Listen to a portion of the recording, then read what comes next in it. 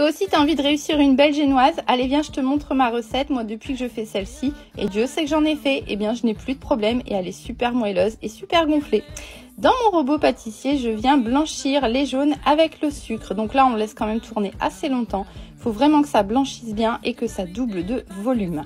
Je viens ensuite rajouter la farine tamisée et je vais repasser un petit coup au robot avec le fouet. Donc là, j'ai quelque chose de très compact, ne t'inquiète pas, c'est normal. Je vais rabattre ma pâte et je vais ajouter mes blancs en neige. Alors le premier tiers, on y va franchement, il n'y a pas de problème, c'est pour détendre la pâte. Par contre après, on s'applique, on fait ça correctement, on soulève la pâte en fait. Et pour intégrer les blancs en neige, c'est vraiment ça qui va venir donner du volume à ta génoise. Donc c'est une partie qui est vraiment pas à négliger, il faut le faire correctement. Je te l'accorde, c'est un petit peu long, mais ça fera toute la différence. Ensuite, je viens installer ma pâte sur mon tapis à génoise. Donc pareil, le tapis à génoise, c'est aussi ça qui fera la différence pour la cuisson et pour le démoulage.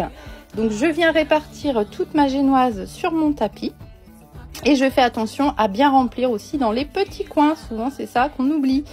Voilà, donc vous mettez bien de la pâte sur tout le tapis et tapotez un petit peu et c'est parti au four. Donc chez moi c'est 8 minutes, chez vous ça peut être un petit peu plus longtemps, ça dépend des fours.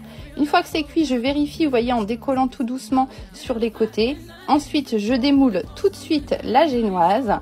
Donc moi je l'ai mis sur ma feuille à pâtisserie.